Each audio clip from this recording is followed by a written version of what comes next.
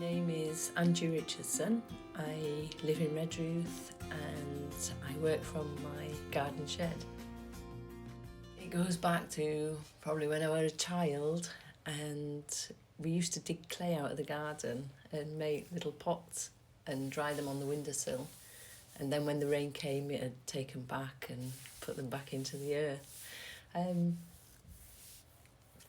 it was probably when I came to Cornwall.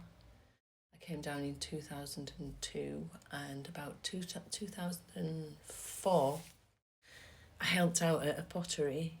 It was Debbie Prosser's pottery, and that was at Penalveen, and I'd go in and help her out with different things, the glazing,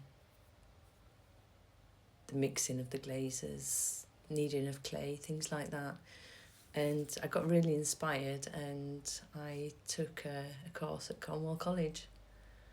I did part 1 of the 2-year course and I didn't feel like I was getting anywhere.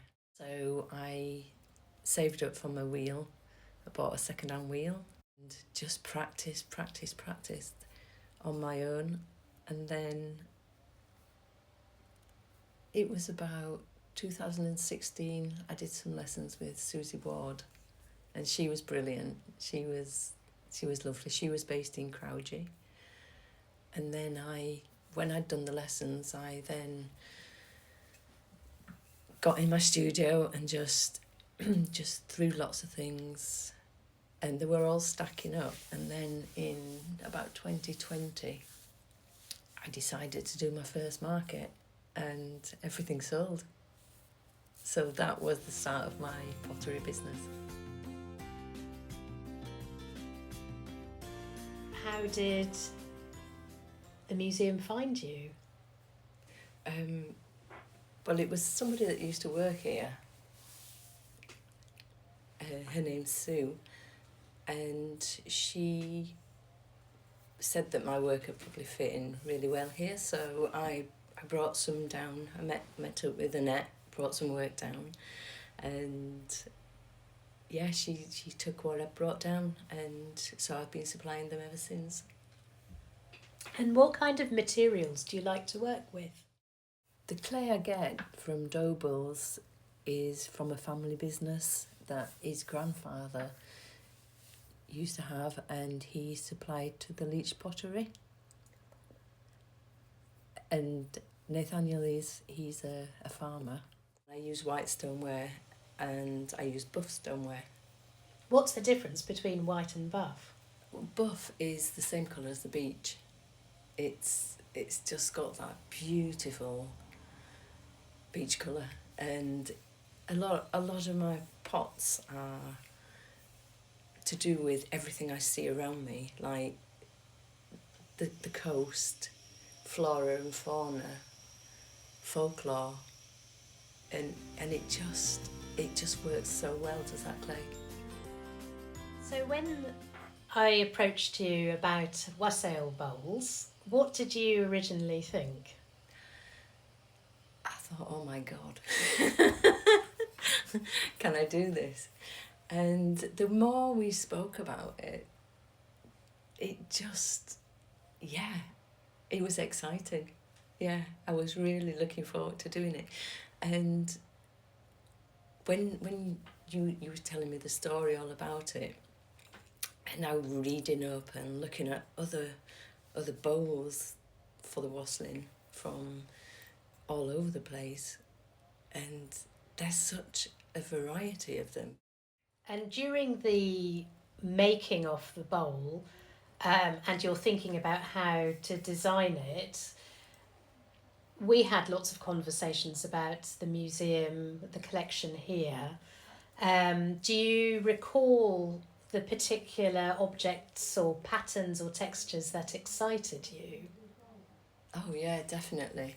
We went for a walk around the museum and we were looking at everything, all the different things, and thinking of like what we saw. The patterns, they came from the hedges and the Bronze Age pot that we saw in the museum. The idea behind doing that, I made some little circles and carved into them and then pressed them into the clay, which gave me one way. So I then did it again, going the other way, and pressed that into the clay. And so that gave me the hedge patterns of the Cornish hedges, and the ones that we saw on the bottom of the Bronze Age pot and the top of the Bronze Age pot in the museum. We also thought about looking at other things like the butter pats. When we went past them, they used to impress the butter so that you got a raised form, and so it just made sense to use the leaves and press them in and then put them around the bowl. We thought about other ideas as well, like the Cornish apples and the names, and that I did some designs of those going around the top of the bowl. So we'd got all these ideas that were coming together, and then also it was like, okay, let's do the Cornish Wassail song with the verses in both Cornish on one side and then English on the other side. And the lettering on it, you know, how would we do that? Would we write it on? So I tried writing it on some that I was experimenting with, but it disappeared in it too much. So then I tried to impress it and then rub into it, and then that gave the impression of the Cornish milestones and the standing stones, where you see how many miles it is to a place, and you can see it indented into it. Also, it was decided that instead of passing this bowl around and drinking from it, it would be nice to have some cider horn type vessels that we could drink out of. So I made some little pots on the shape of the cider horns with all the decorations from the hedging and also the studs, and they go with the bowl. Tell us a bit more about the process of choosing the colours for the bowl. The colours were mainly chosen from looking at the orchards and looking at all the farming landscapes. We've got the tin, the Cornish tin glaze, the granite that represents all the rocks that you just see stuck out everywhere. The lime comes from the colour of the museum. We had to have that in somewhere. The heather from the landscape when you look out on the moors. And it's all to do with just looking and feeling.